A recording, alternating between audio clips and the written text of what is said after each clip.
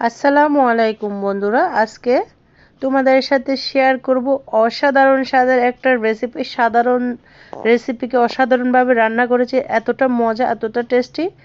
আজকের রেসিপিটা সম্পূর্ণ দেখতে থাকো বন্ধুরা, আশা করি অনেক ভালো লাগবে। গরম ভাতের সাথে খেতে অমৃতের মতো লাগবে, এতটা টেস্টি, এতটা মজা।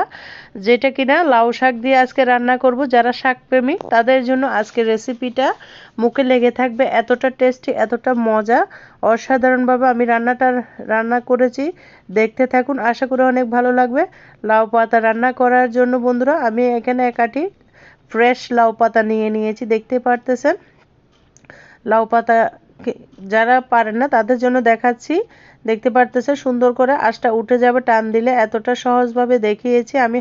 পাতাগুলো করছি সেজন্য হাত দিয়ে ছিঁড়ে নিচ্ছি। আপনারা চাইলে বটির সাহায্যে শাকটাকে কেটে নিতে পারেন, তবে শাকটা অনেক কচি ছিল সেজন্য আমি হাতের সাহায্যে কেটে নিচ্ছি।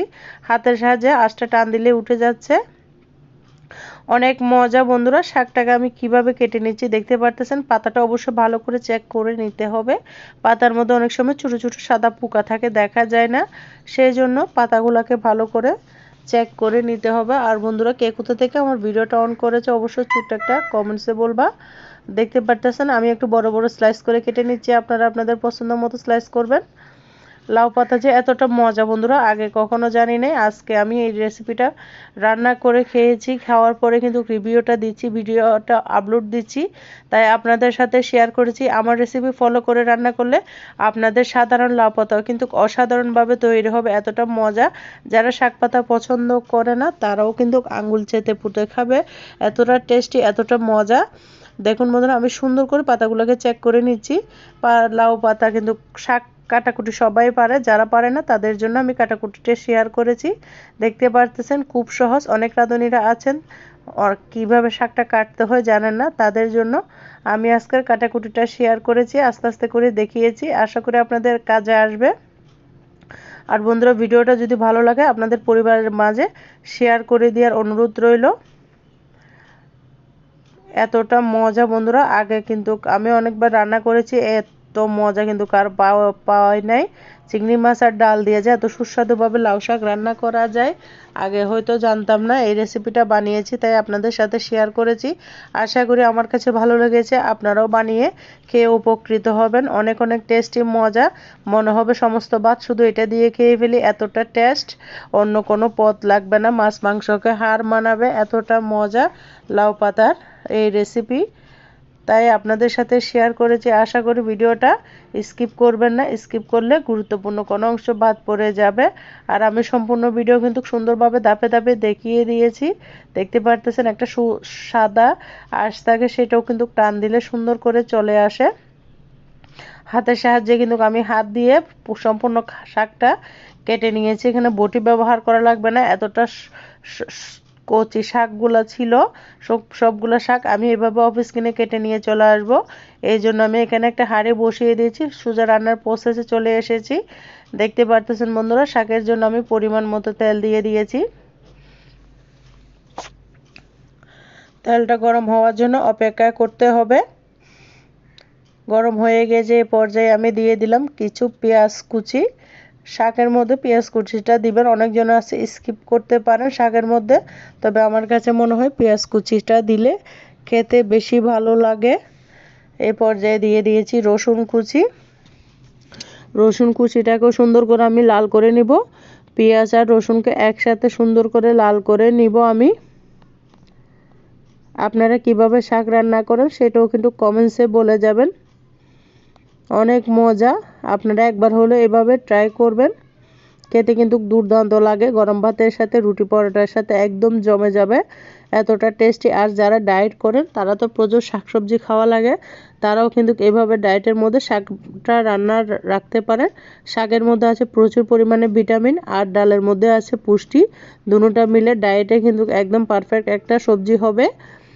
এবার রসুন আর পেঁয়াজটাকে আমি সুন্দর করে লাল করে নিয়েছি, এই পর্যায়ে দিয়ে দিলাম লাল মরিচের গুঁড়া, হলুদের গুঁড়া, আমি এখানে আমার পরিমাণ মতো দিয়েছি, আপনারা আপনাদের পরিমাণ মতো দিবেন। দিয়ে সুন্দর করে নেড়ে চেড়ে মশলাটাকে কষিয়ে নেব। শাকের মধ্যে কিন্তু বেশি মশলা দিলে খেতে ভালো লাগে না। এখানে আমি শুকনো মরিচ দিয়েছি, আমি কাঁচা মরিচ দিব না। এখানে শুকনো মরিচ দিয়ে আমার রান্নাটা রান্না করব। এখানে আমার ফ্রিজে ছোট চিংড়ি ছিল, সেটা দিয়ে আজকে এই রেসিপিটা বানাবো। ছোট চিংড়িগুলোকেও সুন্দর করে কষিয়ে নিব। আপনারা চাইলে বড় চিংড়ি দিয়ে রান্না করতে পারেন। আমি যে পেঁয়াজুর বা ফুলরির যে চিংড়ি মাছ থাকে ছোট ছোট শুটকি করে, সেগুলা দিয়ে আমি আজকের রেসিপিটা বানাবো। আর বন্ধুরা, ভিডিওর এতটুকু এসে যারা একটা লাইক দিতে ভুলে গেছো, ছোট একটা লাইক দিয়ে ভিডিওটা কন্টিনিউ করার অনুরোধ রইল। মাছটা দেখতে পাচ্ছেন আমি কিন্তু আগে থেকে মাছগুলো ধুয়ে রেখেছি ফ্রিজের মধ্যে, সেই জন্য বরফ সহ উপরে একটু ধুয়ে দিয়ে দিয়েছি। আপনারা অবশ্যই চেষ্টা করবেন ছোটো মাছগুলো ফ্রিজে রাখলে ধুয়ে রাখার জন্য, তাহলে এইভাবে বরফ থাকলেও দেওয়া যাবে। সুন্দর করে মশলাটাকে ভালো করে কষিয়ে নিতে হবে। তেলের পরিমাণটা মনে হয়েছে একটু কম হবে, সেজন্য আমি আরেকটু তেল দিয়েছি। শাকের মধ্যে কিন্তু তেলটা আমার কাছে বেশি দিলে বেশি ভালো লাগে, সেই জন্য আরেকটু তেল দিয়ে দিয়েছি। দিয়ে সুন্দর করে আমি মশলাটাকে ভালো করে কষিয়ে নেব। দেখতে পারতেছেন তেলটা একদম উঠে গিয়েছে, খুব সুন্দর করে কষিয়ে নিচ্ছি। আপনারা চাইলে হাতে মেখে রান্না করে নিতে পারেন। মশলাটা কষানো হয়ে গেছে। এখানে আমি 1 ঘন্টা মতো মুসুরের ডালটা গরম পানির মধ্যে ভিজিয়ে রেখেছি। ডালটা যত ভালো ভিজিয়ে রাখবেন তত শাক রান্নাটা ভালো হবে। আমি আগে থেকে ডালটাকে ভিজিয়ে রেখেছি, রেখে মশলা কষানোর মধ্যে ঢেলে দিয়েছি, কারণ ডালটাকে আগে থেকে সিদ্ধ করে নিতে হবে।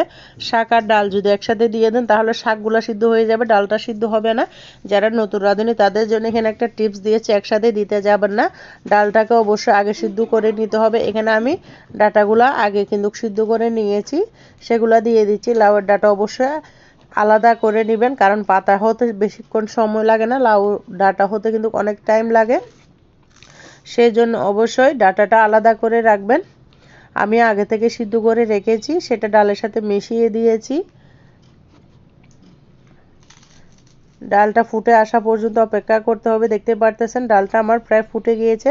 আপনারা লক্ষ্য করেছেন হয়তো আমি লবণটা দিই নাই, কারণ ডালটা সিদ্ধ হতে দেরি হয়ে যায়। আমার রান্না তাড়াতাড়ি সুবিধার্থে আমি লবণটা পরে দিব। আপনারা চাইলে একসাথে দিয়ে দিতে পারেন, তা ওখানে কিন্তু বেশি সময় লাগবে। আমি এখানে লাউ ডাটা সিদ্ধ যে পানি ছিল সেটাও দিয়ে দিয়েছি। চুলাটা হাই ফ্লেমে রেখে চুলার আগুনটা আমি ডাল আর ডাটাগুলোকে সুন্দর করে সিদ্ধ করে নেব। দেখতে পারতেছেন আমি ঢাকনা দিয়ে ঢেকে দিয়েছি। আমার ডাটাগুলা লাউ ডালগুলো একসাথে সিদ্ধ হয়ে গিয়েছে, দেখতে পারতেছেন। এই পর্যায়ে আমি লবণটা দিয়ে দিব। আপনারাও চাইলে এভাবে রান্নার সুবিধার্থে, তাড়াতাড়ি হওয়ার সুবিধার্থে আপনারা চাইলে লবণটা ডালের মধ্যে একসাথে না দিয়ে মশলা কষানোর সময় পরে ডালটা সিদ্ধ হওয়ার পরে দিতে পারবেন, তাহলে আপনাদের রান্নাটাও আমার মতো একদম পারফেক্ট হবে। নতুন রাঁধুনি যারা আছেন তাদের জন্য বলেছি, সবাই তো কম বেশি আমরা রান্না পারি মাশাআল্লাহ আলহামদুলিল্লাহ। এই পর্যায়ে আমি লাউ পাতাগুলো ধুয়ে পানি ঝরিয়ে রেখেছি, সেটা দিয়ে দিচ্ছি। লাউ পাতাগুলো দেখতে পারতেছেন আমি একটু বড় বড় করে পিস করেছি, কারণ লাউ পাতাগুলো ছিল একদম কচি।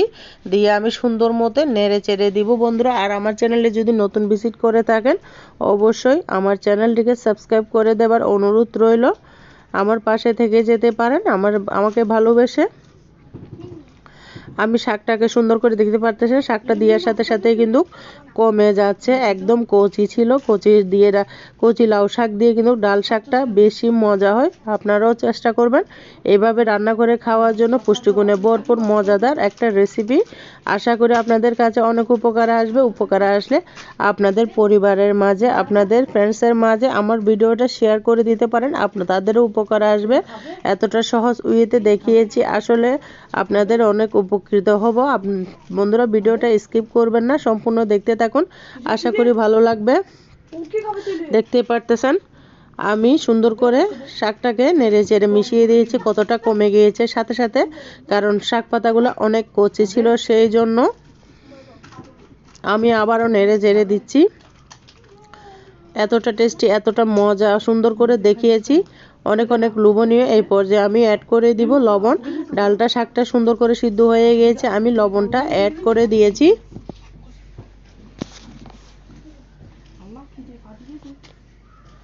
অনেক মজা, অনেক পুষ্টিগুণে ভরপুর, স্বাদে অসাধারণ একবার হলে এভাবে ট্রাই করবেন। রুটি পরোটা ভাতের সাথে কিন্তু একদম জমে যাবে, এতটা টেস্টি, এতটা হেলদি, এতটা মজা। তাই বন্ধুরা আপনারা আমার পাশেই থাকুন, আমার সাথেই থাকুন, কাঁধে কাঁধ মিলে একসাথে কাজ করতে হবে, না হলে কিন্তু এখানে কখনো সামনের দিকে এগিয়ে যাওয়া সম্ভব না। শাকটা কেমন হয়েছে অবশ্যই ছোট্ট একটা কমেন্টসে বলবেন। আমার তো ভীষণ ভালো লেগেছে, ভাত খেয়েছি, অনেকগুলাই খেয়েছি। শুধুমাত্র শাক দিয়ে কিন্তু আপনার এক থালা ভাত নিমিষে শেষ হয়ে যাবে। মাছ মাংস এক সাইডে ফেলে রেখে শুধুমাত্র শাক দিয়ে ভাত খাবেন, কথা দিচ্ছি বন্ধুরা এতটা মজা। আপনারা একবার হলেও ট্রাই করবেন।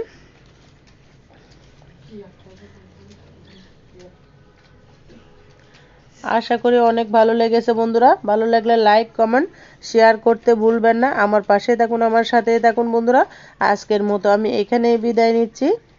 সবাই ভালো থাকবেন, সুস্থ থাকবেন, আমার জন্য আমার পরিবারের জন্য দোয়া করবেন।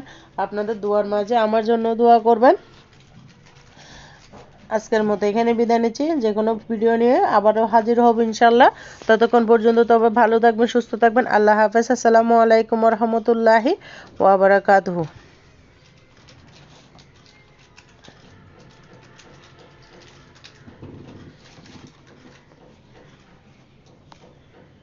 একটা বোতল আছে।